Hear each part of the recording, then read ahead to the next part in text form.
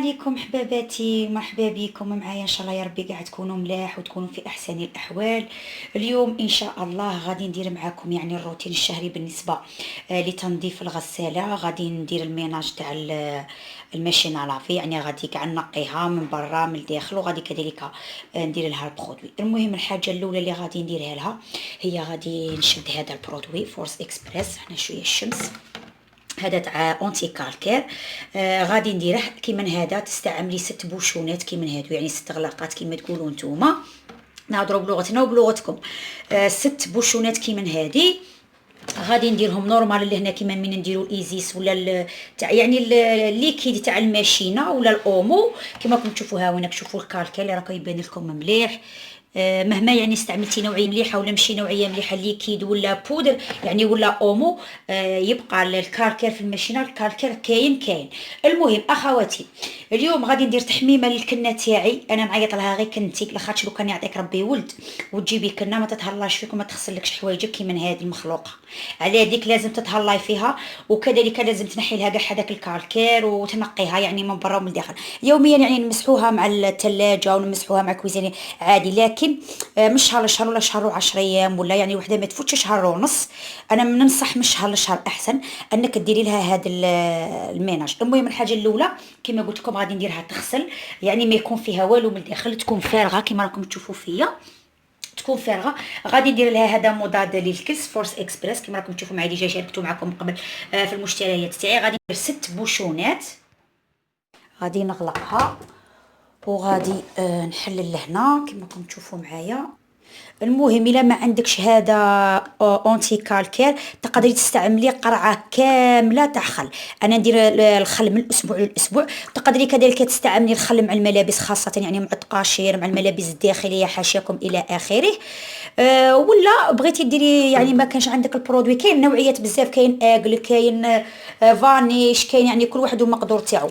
وإلا ما كانش عندك كما قلت لك اختي تستعملي قاروره كامله من الخل الابيض. الخل الابيض ما يكون فيه لا توم لا يعني معطرات اخرى، لازم الخل الابيض سامبل ما فيه حتى حاجه اخرى. هنا غادي نشغل الماشينه تاعي كما راكم تشوفوا معايا على درجه. هنا عندي 95 درجه، هي هي يعني الكبيره على الماء سخون كما راكم تشوفوا معايا. هنا غادي ندير 90 درجه، 95 درجه. والسرعه ما يهمش، يعني غير ترمي الماء تاعها، يعني دير دغيناج صاي، ما تحوسيش على السرعه، يعني السرعه تاع الدوران ولا حنا غادي نقوها. المهم نخليها ومن بعد نعاود نرجع لكم للتنظيف اللي على برا. غادي الاله تاعك تتمشى عادي كما راكم تشوفوا معايا، وتخليها يعني تكمل الغسيل من تولي في التشلال والدغيناج وكاع تكمل كاع الغسيل تاعها وتطفيها، يعني ما حتى تطفى وحدها عادي. هنا كما راكم تشوفوا معايا راهي قريب يعني الماشينه تكمل الغسيل تاعها، باقي لها 14 دقيقه. غادي نكملوا معاها حتى الاخر، يعني حتى اللي تحبس هي وحدها.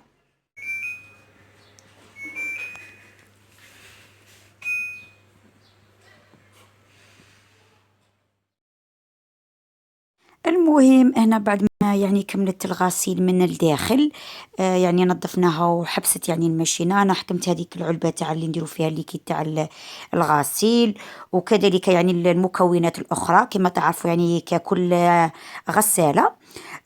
خديت لهنايا السيف والحبل، غادي نقي كاع هذيك المنطقه من الداخل. وبالنسبه يعني القفالي تاعها كذلك المناطق الصعبه، مثل هذا المحفوره يعني اللي يكونوا محفورين ولا غامقين، ولا احسن طريقه اللي تنظفي بها هي الشتاء. يعني الشتاء تاع اسنان قديمه، دائما نوصيكم دائما الشتاء تاع الاسنان هي اللي نطفوا دائما بها الاماكن الصعبه والضيقه، كذلك اللي تكون محفوره على شكل خطوط ولا اي شيء كما غادي تشوفوا معايا لهنا اخواتي.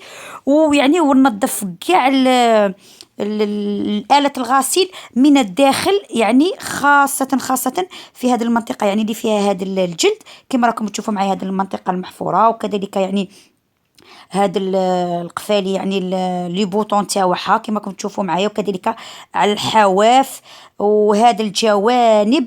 وبالنسبه لهذه المنطقه اللي راني نشير لكم ليها يعني هنايا هذه حاشاكم، يعني هذه المجمعات تاع الاوساخ، يعني هذه كيما المجرى حاشاكم، هذه اللي فيها فايت عليها يعني التيو تاع الاوساخ، يعني اللي التسربات يعني اللي تليكيديه آلة الغسيل. كذلك يعني تلقاو فيها هي اللي تدير الرائحه. مهم بالمناسبه نوصيكم انه دائما كي تكون عندك الرائحه كريهه في الماشينه، شوفوا يعني الاوساخ حاشاكم حتى يخرج منها هذاك اللون الاسود. حتى ولو درتي تنظيف شهري يعني هذه تجمع كذلك كاع الاشياء اللي تنزل من الملابس، من الجيوب ولا الصرف ولا مساسيك ولا كذلك يعني قفالي ولا اي شيء يتجمع في ذا المكان. وكذلك هي بطبيعتها هذه تلم الاوساخ وتلم هذيك الرائحه. لو كانوا ما تنظفيهاش ولا ديري لها الجافيل، وكذلك تقدري ديري لها الخل الابيض، يعني بعد ما تكملي لهنا الغسيل غادي ترشي فيها الجافيل تخليه يعني فيها الداخل. وكذلك من الاحسن الخل الابيض هكاك يعني باش ما نتسبوش في اشياء اخرى تصرى للماشينه. المهم كما راكم تشوفوا معايا هذوك الحواف وهذوك المناطق المحفوره كاع بالشتاء تاع الاسنان، كما وصيتكم دائما كي تكمل يعني الصلاحيه تاع الشتاء تاع الاسنان دائما نخلوها للتنظيف.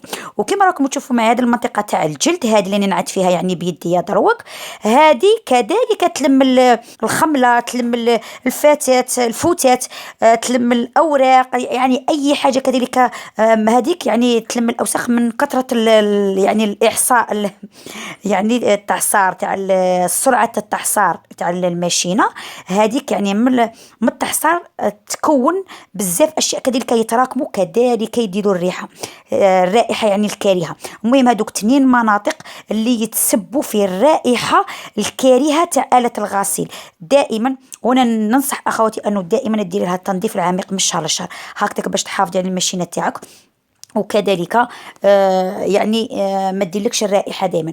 المهم انا بالنسبه للجوانب ولا من وراء ما تتوسخش بزاف، يعني المنطقه اللي تكون اون فاس ليك ولا يعني للتعامل تاعنا اليومي هي اللي تتوسخ لك بزاف. دائما المسح العادي في المطبخ يعني كيف الاشياء اللي موجوده في المطبخ، لكن التنظيف العميق ننصحكم انكم كل شهر ديروا لها هذا التنظيف، تنظفوها مليح وكذلك ديروا لها البرودوي كما وصيت خواتاتي. لازم يعني احسن طريقه هي الخل الابيض هكاك يعني باش ما تتسبيش في اشياء غير محبذه بالنسبه لآلة الغسيل. وهنا بعد ما غسلت كل شيء ورجعت يعني الاشياء المكانه بعد ما نشفتها بطبيعه الحال، هذا هو الروتين الشهري. ان شاء الله يا ربي يكون عجبكم كذلك تكونوا ديتوا فكره كما قلت لكم يعني هكذا تحافظي على الآلة تاعك، كذلك تحميها من بزاف اشياء ممكن تصرى لها. المهم اخواتي ان شاء الله يا ربي الفيديو تاع اليوم يكون عجبكم، ما تنساوش اللايك هكذا يعني باش يوصل الفيديو لعدد كبير من المشاهده، وكذلك اللي مشي مشترك يشترك في القناه هكذا يعني باش تكبر العائله تاعنا ونولوا يعني بكثره وكثره. تهلاو في رواحكم، مع السلامه والى اللقاء.